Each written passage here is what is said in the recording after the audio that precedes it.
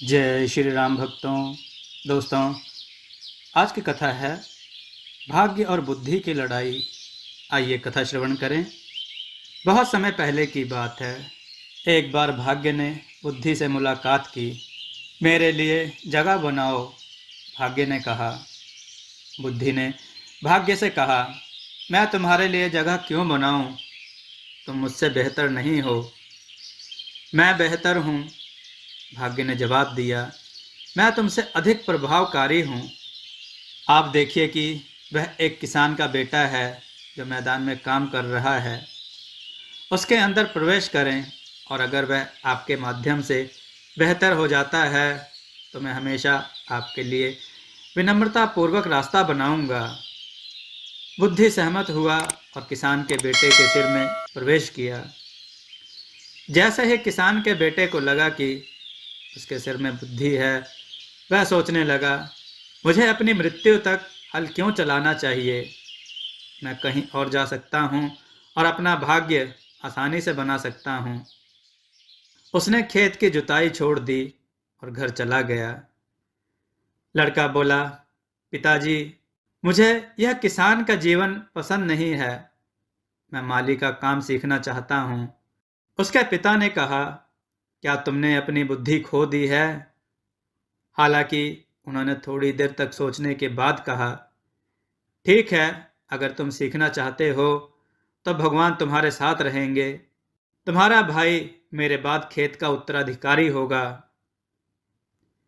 किसान के बेटे ने खेती खो दी, लेकिन उसने इसकी परवाह नहीं की और राजा के माली के पास जाकर काम सीखने लगा। किसान का बेटा बाग में बहुत कुछ करता था। वह माली के आदेशों का पालन नहीं करता था और वह सब कुछ अपने तरीके से किया करता था। पहले तो माली गुस्से में था, लेकिन सब कुछ ठीक होता देख वह संतुष्ट हो गया। उसने कहा, मैं देख रहा हूं कि आपने मुझसे ज्यादा बुद्धिमत्ता का परिचय दिया है। लंबे समय में किसान के बेटे ने बगीचे को इतना सुंदर बना दिया कि राजा बहुत खुश हुआ और अक्सर रानी के साथ और अपनी इकलौती बेटी के साथ उसमें घूमने आया करता था। राजकुमारी बहुत ही सुंदर युवती थी, लेकिन जब वह 12 वर्ष की थी तब से उसकी बोलचाल बंद हो गई और किसी ने भी उससे एक भी शब्द नहीं सुना था। राजा बहुत दुखी था और इस बात की उद्घोषणा करने लगा कि जो कोई भी उसकी बेटी को फिर से बोलना सिखा देगा वही उसका पति होगा। कई युवा राजाओं, राजकुमारों और अन्य महाराजाओं ने एक के बाद एक खुद की घोषणा की, लेकिन सभी आते ही चले गए। कोई भी उससे बुलवाने में सफल नहीं हुआ। किसान के बेटे ने सोचा, मुझे अपनी किस्मत क्यों नहीं आजमाना चाहिए? कौन जानता है, शायद मैं उससे बुलवाने में सफल हो सकता हूँ। उसने कर्मचारियों को कहा, मैं राजा की पुत्री को बुलवा सकता हूँ। राजा और उसके पार्षदों ने उसे कमरे में भेज दिया जहां राजकुमारी थी।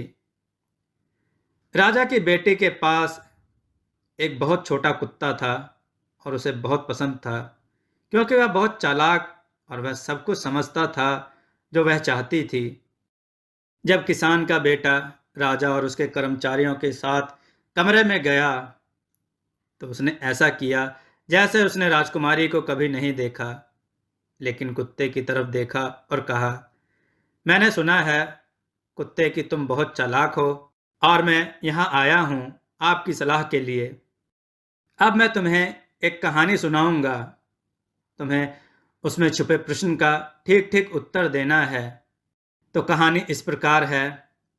हम यात्रा में 3 साथी हैं, एक मूर्तिकार, एक दर्जी और मैं स्वयं। एक बार हम एक जंगल से गुजर रहे थे और उसमें रात गुजारने के लिए बाध्य थे। भेड़ियों से सुरक्षित रहने के लिए हमने आग जलाई और एक के बाद एक जाग कर निगरानी करने के लिए सहमत हुए।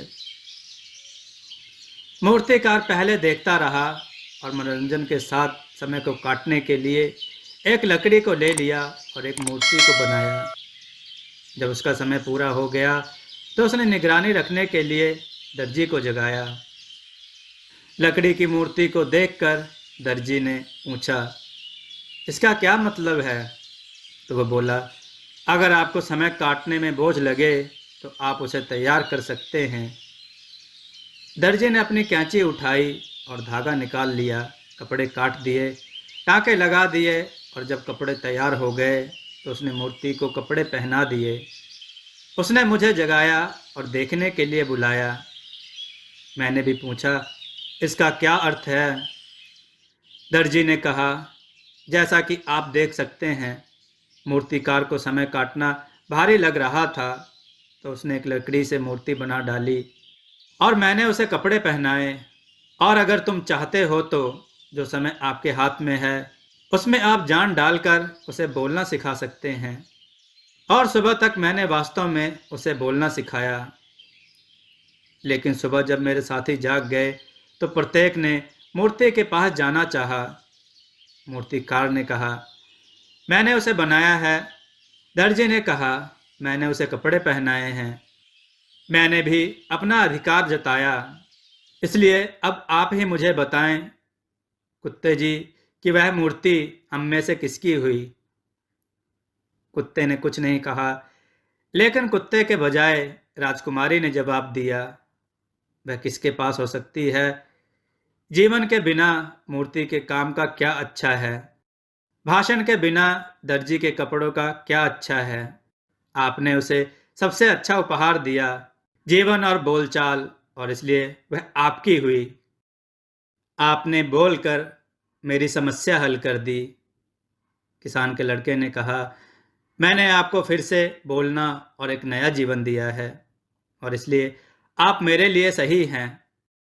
फिर राजा के सेवकों में से एक ने कहा, महाराज आपको उनकी बेटी की जेब का खुलासा करने में सफल होने के लिए एक शानदार इनाम देंगे, लेकिन आप राजकुमारी को अपनी पत्नी नहीं बना सकते हैं, जैसा कि आप औसत वंश के नहीं हैं।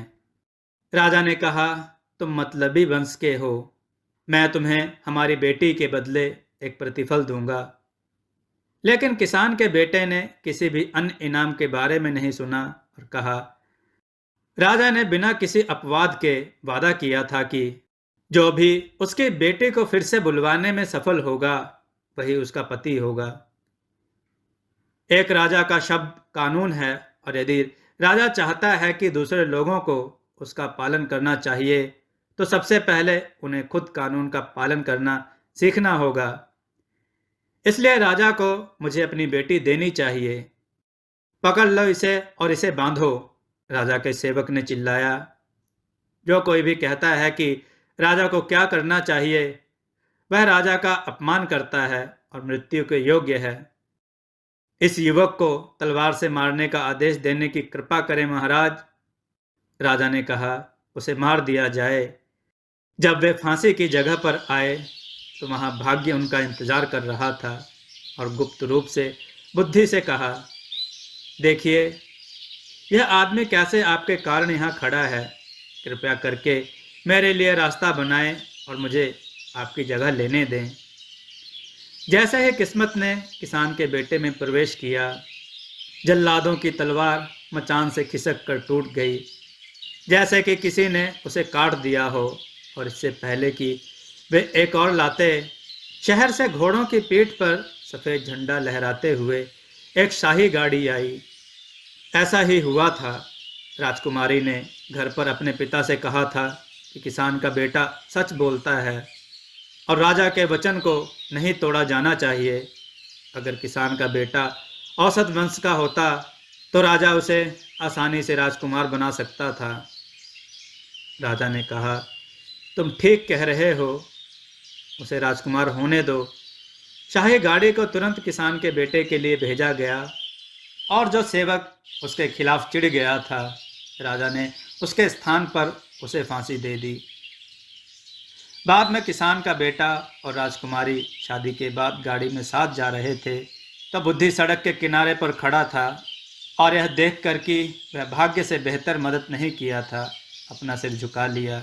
उस समय से हमेशा यह कहा जाता है कि भाग्य हमेशा बुद्धि को जन्म दिया है और उसकी मदद किया है जब भी उसे ज़रूरत पड़ी है। दोस्तों, आपको यह कथा कैसी लगी अपने विचार और सुझाव कमेंट में जरूर दें। हमारी कथाओं को लाइक करें, हमारे चैनल को सब्सक्राइब करना न भूलें। हमारी कथाओं को शेयर जरूर करें जिससे लोगों को अच्छा ज्ञान प्राप्त हो। जय श्री राम भक्तों।